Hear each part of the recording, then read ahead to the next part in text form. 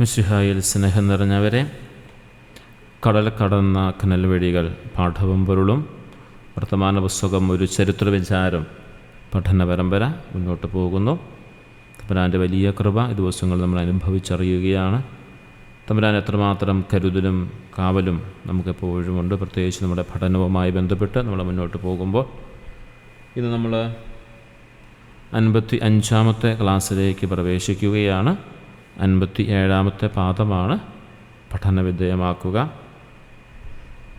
Page 322 മുതൽ 327 വരെയാണ്. John Maliyekkal sir ഭാഷാന്തരം വരുത്തിയ പുസ്തകത്തിൽ നിന്നാണ് നമ്മുടെ ക്ലാസ്സുകൾ മുന്നോട്ട് പോകുന്നത്. അതുകൊണ്ട് ആ പേജ് നമ്പർ മനസ്സിലാക്കി ആ പാഠഭാഗം കൂടി വായിക്കണം എന്ന കാര്യം കൂടി സ്നേഹത്തോടെ ഓർപ്പിക്കുന്നു. ക്ലാസ് കേട്ടതിന് ശേഷം പാഠഭാഗം വായിക്കുക, അതിനുശേഷം ഒന്നുകൂടെ ക്ലാസ് കേൾക്കുക. അങ്ങനെ കേട്ടിട്ട് കഴിയുമ്പോൾ അതിനുശേഷം ചോദ്യോത്തരങ്ങളിലേക്ക് പോവുക. കുറച്ചും കൂടി നമുക്ക് ആഴമായ രീതിയിൽ ക്ലാസ് മനസ്സിലാക്കാനും സഭയെ മനസ്സിലാക്കാനായിട്ട് സാധിക്കും. തമ്പുരാൻ്റെ വലിയ കൃപയ്ക്കായ ഒരു നിമിഷം നമുക്ക് പ്രാർത്ഥിക്കാം. തമ്പുരാൻ്റെ വലിയ കൃപ നമുക്കുണ്ടാവട്ടെ. പരിശുദ്ധമ്മയുടെ പ്രത്യേകമായ മാധ്യസ്ഥം നമുക്കുണ്ടാവട്ടെ. മാറിയോസ് പിതാവിൻ്റെ മാധ്യസ്ഥവും നമുക്ക് സ്നേഹപൂർവ്വം പ്രാർത്ഥിക്കാം. മിശിഹായ സ്നേഹം എന്ന് പറഞ്ഞവരെ, നമ്മൾ ക്ലാസ്സിലേക്ക് പ്രവേശിക്കുകയാണ്. പാറേമാക തോമാ കത്തനാർ രചിച്ച വർത്തമാന പുസ്തകത്തിലെ 57-ാം പാഠം റോമിൽ നിന്നുള്ള യാത്രയുടെ മധ്യഘട്ടവും സ്പെയിനിലെ കടൽ യാത്രയും വിവരിക്കുന്ന അതീവ രസകരമായ ഒരു ഭാഗമാണ്. ഇതിന് 5 പ്രധാന ആശയങ്ങളായി പതിവ് പോലെ നമ്മൾ അവതരിപ്പിക്കുകയാണ്. ഒന്നാമത്തെ ആശയം ഇതാണ്: സഭാപരമായ ചരടുവലികളും രാഷ്ട്രീയ നിലപാടുകളും. റോമിൽ നിന്നും മടക്കയാത്ര തുടങ്ങുമ്പോഴും കൊടുങ്ങല്ലൂർ രൂപതയ്ക്കായൊരു സ്വദേശി മെത്രാനെ, കരിയാറ്റി മൽപ്പാനെ നിയമിക്കാനുള്ള നീക്കങ്ങൾ സജീവമായിരുന്നു. ലിസ്ബണിലുള്ള കയത്താനോസ് പാതിരിയും വിഷ്കോന്തിയും ഇതിനായി ശ്രമിക്കണമെന്ന് ഇവർ കത്തുകളിലൂടെ ആവശ്യപ്പെടുന്നുണ്ട്. ഇതിനിടയിൽ മദോനത്തായിലെ ചില പാതിരിമാർ ഇന്ത്യയിൽ മിഷൻ പ്രവർത്തനത്തിന് സൗകര്യം തേടിയെങ്കിലും തോമാ കത്തനാർ അത് നയപരമായി നിരസിച്ചു. വിദേശ മിഷണറിമാർ പലപ്പോഴും വരുന്നത് മിശിഹായുടെ കാര്യത്തിനല്ല എന്നും മറിച്ച് സ്വന്തം സന്യാസ സമൂഹത്തിൻ്റെ ലാഭത്തിനാണെന്നുള്ള കടുത്ത നിരീക്ഷണം അദ്ദേഹം പങ്കുവയ്ക്കുന്നു. കർമ്മിലത്താക്കാർ കേരളത്തിൽ കാണിക്കുന്ന രീതികളെ ഇതിനോട് അദ്ദേഹം ഉപമിക്കുകയാണ്. രണ്ടാമത്തെ ആശയം ഇതാണ്: ജനോവയിൽ നിന്നുള്ള യാത്രയും പീലിപ്പോസ് പാതിരിയുടെ വരവും. ജനോവയിൽ കപ്പൽ കാത്തിരിക്കുമ്പോൾ പ്രശസ്തനായ പീലിപ്പോസ് പാതിരി മാർ പൗലോസിൻ്റെ സഭാംഗമാണ്. ഇവരോടൊപ്പം ചേരുന്നു. മാർപ്പാപ്പ കരിയാറ്റി മൽപ്പാന് സമ്മാനമായി നൽകിയ 2000 വിശുദ്ധ മെഴുകുരൂപങ്ങൾ ബ്രന്ഥാം വഴി പീലിപ്പോസ് പാതിരിയാണ് എത്തിച്ചത്. എന്നാൽ യാത്രക്കിടയിൽ ഇതിൽ നല്ലൊരു ഭാഗം മോഷണം പോയത് മൽപ്പാനെയും തോമാ കത്തനാരെയും അതീവമായി ദുഃഖിപ്പിച്ചു. ജനോവയിലെ കോൺസൽ ഇവർക്ക് യാത്രയ്ക്കായിട്ട് നൽകിയ 130 സ്കൂതി പണവും മറ്റ് സൗകര്യങ്ങളൊക്കെ ഏർപ്പാടാക്കി നൽകി. മൂന്നാമത്തെ ആശയത്തിലേക്ക് നമ്മൾ പോകുന്നു: കടലിലെ അത്ഭുതകരമായ രക്ഷപ്പെടൽ. ജനോവയിൽ നിന്നും സ്പെയിനിലെ കർദിച്ചെ എന്ന തുറമുഖ നഗരത്തിലേക്കുള്ള യാത്രയ്ക്കിടയിൽ ഗോൽപു ദെ ലയോൺ എന്ന അപകടം നിറഞ്ഞ കടലിടുക്കിൽ കപ്പൽ അകപ്പെട്ടു. ആനത്തുമ്പിക്കൈ പോലുള്ള ചുഴലിക്കാറ്റും കഠിനമായ തിരമാലകളും കപ്പലിനെ ഉലച്ചു. ജീവൻ അപകടത്തിലായ ഘട്ടത്തിൽ തങ്ങളുടെ പക്കലുണ്ടായിരുന്ന വിശുദ്ധ മെഴുകുരൂപങ്ങൾ പ്രാർത്ഥനയോടെ അവർ കടലിലേക്ക് എറിഞ്ഞു. ഉടൻ തന്നെ കടൽ ശാന്തമായത് ഒരു അത്ഭുതമായാണ് തോമാ കത്തനാർ പുസ്തകത്തിൽ വിവരിക്കുന്നത്. സെപ്റ്റംബർ 28 അവർ സുരക്ഷിതമായി കർദിച്ചയിൽ എത്തിച്ചേരുന്നു.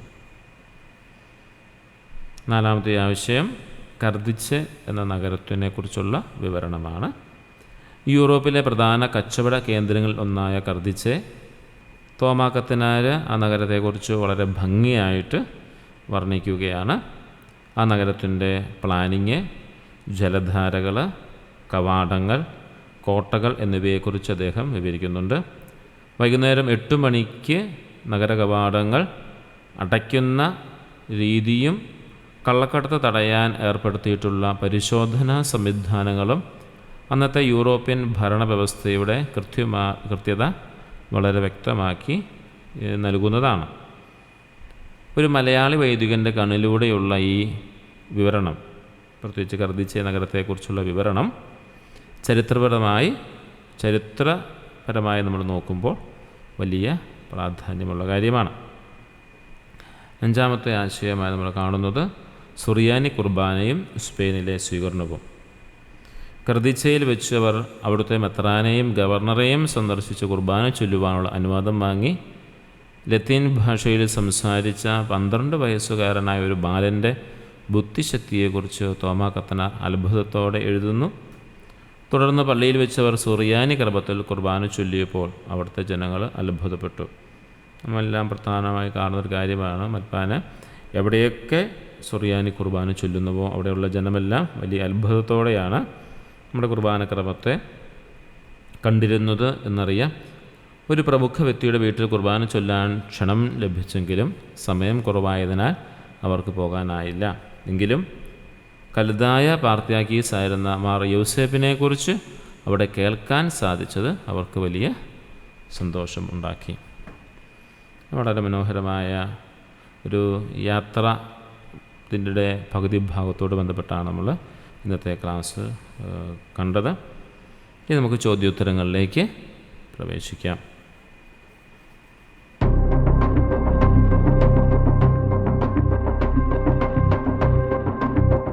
കൊടുങ്ങല്ലൂർ മെത്രാപ്പോലീത്തയായി ആരെയാണ് നിശ്ചയിക്കേണ്ടതെന്ന് മൽപ്പാൻ കത്തിൽ ആവശ്യപ്പെടുന്നത്? അറിവും നിറിവും തറവാടിത്തവുമുള്ള ഒരു പറങ്കിക്കാരനെയോ അല്ലെങ്കിൽ സ്വന്തം നാട്ടുകാരനെയോ?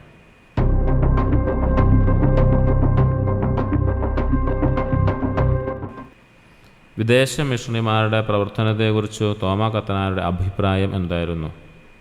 അവർ മിശിഹായുടെ കാര്യം അന്വേഷിക്കാനല്ല, മറിച്ച് സ്വന്തം സന്യാസ സമൂഹത്തിൻ്റെ കാര്യലാഭത്തിനായാണ് വരുന്നത്.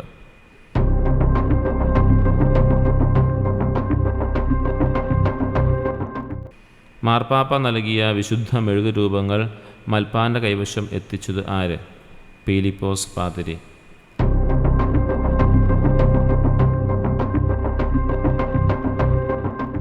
ജനോവയിൽ നിന്നും കർദേച്ചയിലേക്കുള്ള യാത്രയിൽ ഏത് കടലിടുക്കിൽ വെച്ചാണ് കൊടുങ്കാറ്റുണ്ടായത്? ഗുൽഫു ദെ ലയോൺ.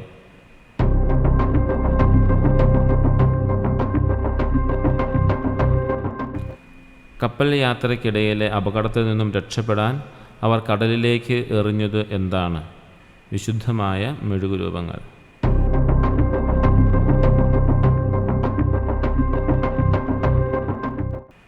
അവർ കർദീച്ചെ നഗരത്തിൽ എത്തിയത് എന്നാണ്? സെപ്റ്റംബർ 28.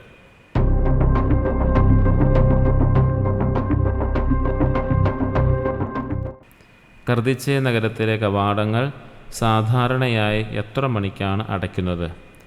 രാത്രി 8-9 മണിയോടെ.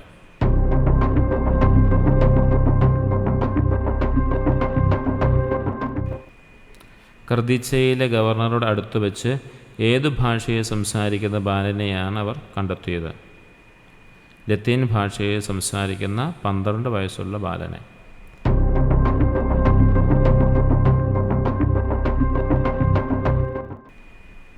കർദീച്ചയിൽ അവർ ചൊല്ലിയ കുർബാന കാണാൻ ആളുകൾ കൂടാൻ കാരണമെന്ത്?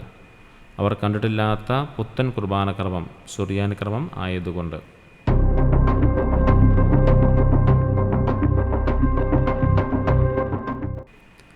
കർദീച്ചയിൽ ഒരു പ്രമുഖൻ മുമ്പ് തൻ്റെ വീട്ടിൽ വന്ന് കുർബാന ചൊല്ലിയതായി പറഞ്ഞ പാർത്രിയാർക്കീസ് ആര്?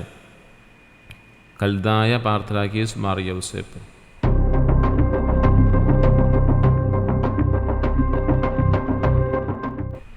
ജനോവയിൽ നിന്നും കർദീച്ചയിലേക്ക് അവരെ കൊണ്ടുപോയ കപ്പലിലെ കപ്പിത്താൻ്റെ പേരെന്ത്? യോഹന്ന ബപ്തിക്കുമ്മസ.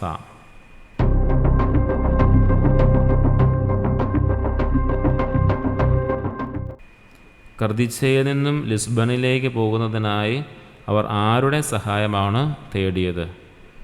തവിര എന്ന സ്ഥലത്തേക്ക് പോകാനിരുന്ന കച്ചവടക്കാരുടെ.